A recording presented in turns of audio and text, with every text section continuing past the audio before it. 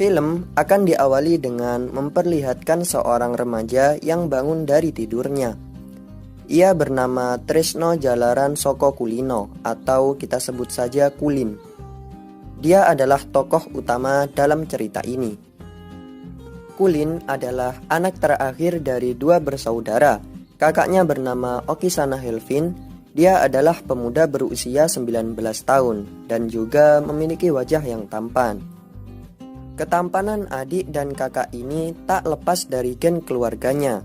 Saat masih muda, ayah mereka berhasil mengumpulkan 1.200 mantan, sedangkan ibunya adalah ibu rumah tangga yang ternyata juga berwajah tampan. Juga tampan. Hari-hari yang Kulin lalui hanya di dalam rumah. Hal itu membuat kekhawatiran keluarganya. Berbagai cara telah dilakukan keluarganya untuk membuat Kulin mau keluar rumah. Kamu tuh berbakat basket, tahu nggak? Basket sekarang, kamu nanti bisa join tim nasional. Sampai akhirnya, mereka memiliki rencana agar Kulin mau keluar rumah. Dengan berpura-pura bahwa keluarga mereka sedang berada di ambang kebangkrutan yang mengharuskan Kulin berpindah dari homeschooling ke sekolah reguler. Tapi kan tawaran uangnya lumayan, Pak. Buat bayar biaya homeschooling Kulin semester terakhir ini. Ternyata rencana itu berhasil. Kulin mau pindah ke sekolah reguler semester depan. Namun dengan syarat Kulin hanya mau sekolah khusus pria. Kulin cuma mau masuk sekolah khusus cowok. Next scenes akhirnya tiba di saat Kulin menuju ke sekolahnya. Nama sekolah itu adalah SMA Horizon. Dia masuk di kelas 12 IPA 4. Dan untuk mengantisipasi efek ketampanannya itu, dia memakai helm sebagai pelindung. Setibanya di kelas, ternyata tak semulus perkiraannya. Dia harus bertemu dengan 3 tak yang diketuai oleh seorang bernama Sidi. Cabut. Dan saat pelajaran akan dimulai, guru perempuan yang melihat Kulin memakai helm di dalam kelas menyuruhnya agar melepas helm yang dia gunakan. Lalu, dengan seketika, ketampanan Kulin membuat sang guru masuk ke rumah sakit. Ayo ini, ditungguin teman-teman kamu ini.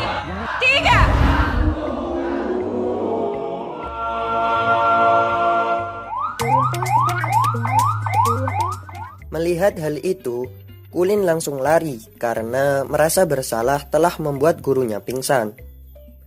Namun saat sedang berlari, ia dijegal oleh seseorang yang mana itu adalah salah satu anggota dari 3 tak.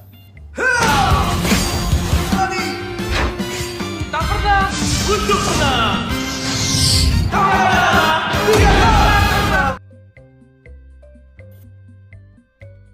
Kemudian Kulin disekap oleh 3 tak dalam sebuah gudang di sekolahnya itu. Ternyata 3 tak ingin memanfaatkan ketampanan Kulin untuk mengait pemimpin dari sekolah khusus wanita yaitu SMA BBM bernama Amanda agar SMA BBM mau diajak mengadakan prom gabungan. Lo bisa bikin budak.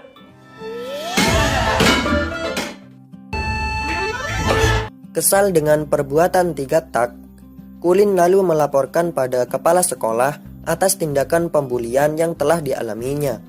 3 tipe direct bullying, yaitu verbal, fisikal, dan juga damage. Tak disangka, kepala sekolah itu malah menyuruh Kulin untuk menuruti kemauan dari 3 tak. Ternyata, kepala sekolah itu adalah ayah dari Sidi. Dan hanya karena tak dapat mengadakan prom gabungan, Sidi dan kawan-kawannya menolak kelulusan mereka selama 3 tahun. Dan jika Kulin tak mau, maka Kulin tak akan diluluskan. Kamu turuti saja kemauan Sidi, ya? Nani? Omaera, yugoto kikanai no ka? Tidak akan pernah lulus dari sekolah. Mau!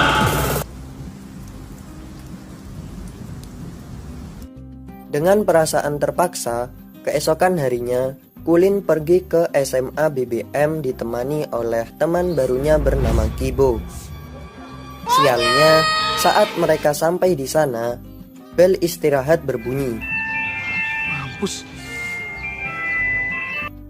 Hal itu membuat semua siswi di SMA itu mengetahui kedatangan Kulin dan Kibo.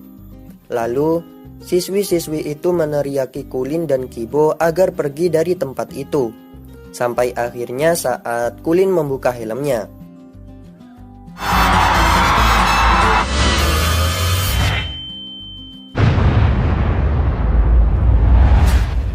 Sungguh terlalu melebih-lebihkan. Kemudian tersiar berita tentang kegaduhan SMA BBM akibat ketampanan Kulin. Hal itu dimanfaatkan oleh keluarga Kulin untuk membuka Tour the Life of Mas Kulin. Melihat keluarganya memanfaatkan ketampanannya dan membuat tempat yang dianggapnya sebagai tempat paling aman, kini malah diketahui oleh orang yang haus akan ketampanan maskulin. Karena dikejar oleh para cewek-cewek, Kulin berlari ke sebuah atap gedung. Di sana, dia bertemu dengan seorang wanita yang memakai seragam SMA BBM. Namun, ketampanannya tak berefek kepada wanita itu. Saat Kulin mengajak berkenalan, wanita itu langsung pergi tanpa menghiraukannya. Hal itu membuat Kulin jatuh cinta pada wanita itu, karena hanya wanita itu yang mampu bersikap normal padanya. Lantaran kecewa pada keluarganya, Kulin memutuskan untuk menginap di rumah Kibo. Di rumahnya, Kibo hanya tinggal dengan sang nenek. Tuh, sini. Oma mau lihat. Sini. Nggak usah malu-malu, anggap aja seperti di rumah sendiri. Pagi harinya, Kulin pun bercerita tentang wanita berseragam SMA BBM yang dia temui di malam itu. Mengetahui bahwa wanita itu adalah siswa BBM, membuat Kulin memiliki tujuan lain selain mengajukan proposal prom gabungan itu. Next adegan, kita melihat Amanda yang sedang dilukis. Lalu, tiba-tiba muncul salah seorang temannya yang lemah tak berdaya karena melihat Kulin berada di SMA BBM dan ingin menemui Amanda. Mendengar hal itu, Amanda lalu bergegas menemui mereka.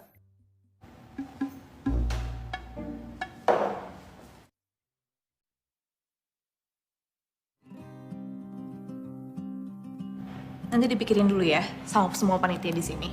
Ada kontaknya kan? Ada. Setelah pembicaraan yang Terima singkat, kasih sudah datang. Kulin dan Kibo langsung beranjak pergi. Tak diduga, manusia seperti Amanda takluk di hadapan si tampan Kulin.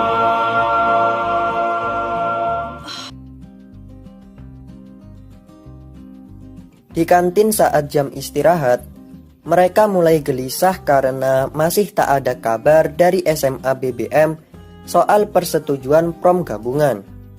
Di tengah kegalauan itu, terdengar pesan balasan dari SMA BBM yang ternyata mereka menyetujuinya. Sontak hal itu membuat semua warga SMA Horizon bergembira. Prom kamu gak jadi.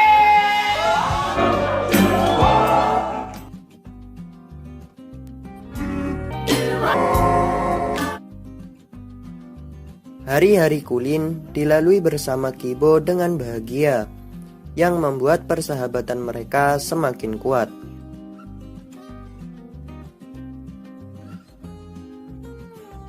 Suatu hari, saat Kulin sedang tidur, Kibo membangunkannya lalu mengajak Kulin untuk bermain futsal dan berencana akan mengenalkan Kulin pada orang yang Kibo suka. Saat bermain futsal, banyak penggemar Kulin yang menyaksikannya, dan ternyata ketampanan Kulin dapat menular melalui keringatnya. Namun hal itu dapat bertahan hanya 1-2 jam.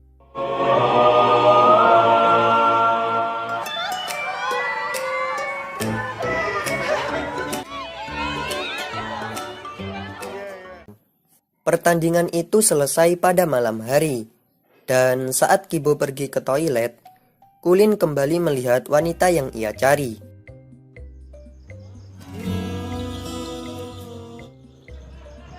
Mau beli?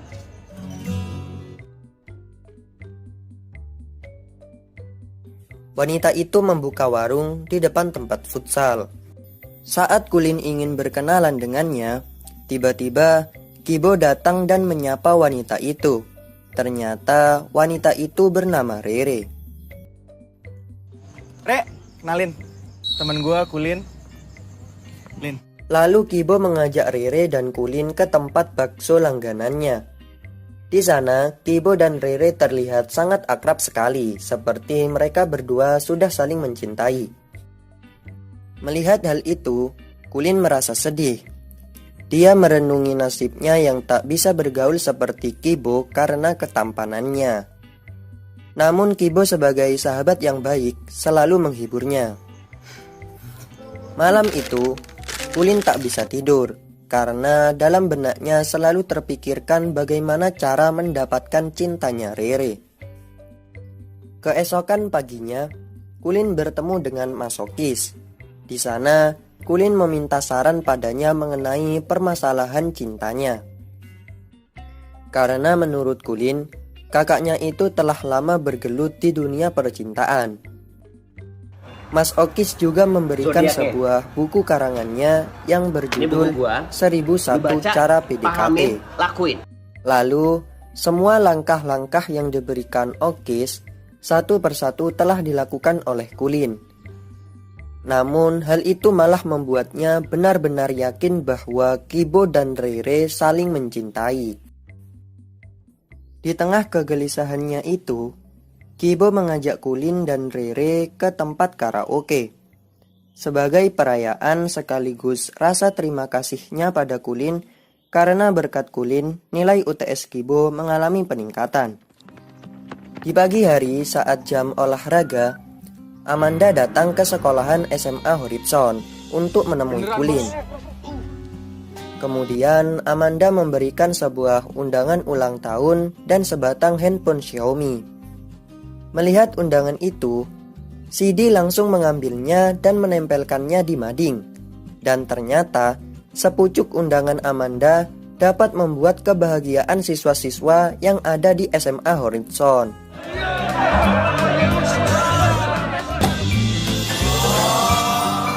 Kemudian, pada malam harinya, Kulin mulai mempelajari buku yang telah diberikan oleh kakaknya.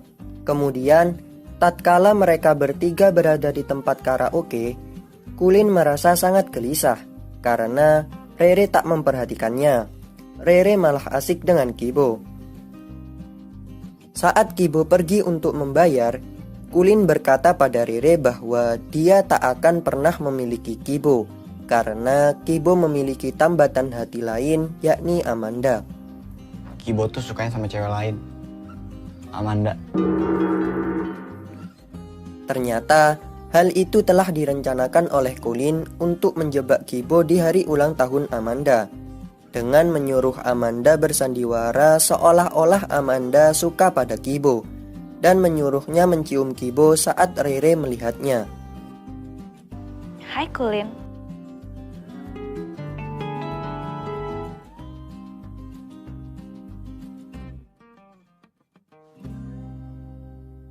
Nah, di sini, tiga tak sengaja juga melihat mereka.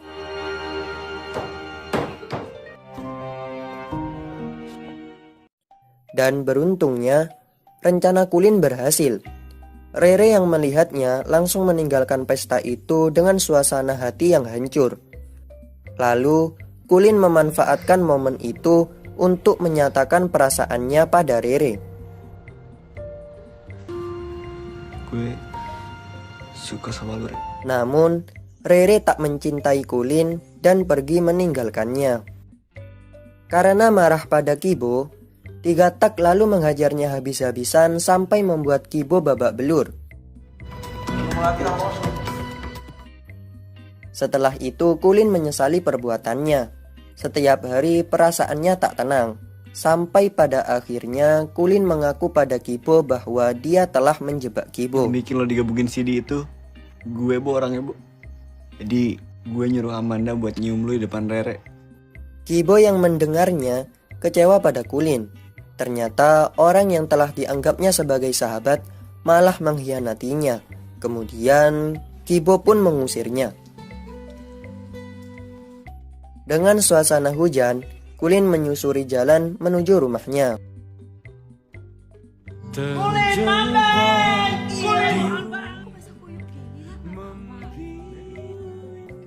Akibat kejadian itu, hari-hari Kulin kembali menjadi sepi.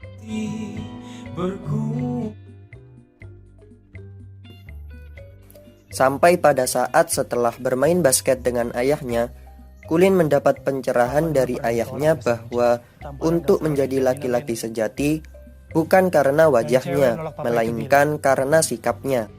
Lebih baik punya wajah busuk daripada punya hati yang busuk. Ketampanan yang membuat kita ini... Mendengar hal itu, Kulin langsung menemui Rere. Rere yang terpana dengan kedatangan Kulin tak menghiraukan mas-mas pejuang kembalian yang ada di belakangnya. Pak. Lalu dia pergi ke tempat Kibo. Ternyata Kibo masih menaruh perasaan marah pada Kulin. Tapi dengan usaha yang dilakukan oleh Kulin, alhasil dia berhasil mempersatukan Kibo dan Rere. Ketika hari dilaksanakannya prom gabungan telah tiba, akhirnya Kulin sadar bahwa cara mensyukuri hidup ini yaitu dengan cara tak membanding-bandingkan kelebihan maupun kekurangan seseorang. Di akhir cerita, Kulin kembali melihat wanita yang dapat melihatnya dengan normal selain Rere. Hal itu membuat Kulin akan kembali melakukan pencarian cinta sejatinya. Dan film pun tamat.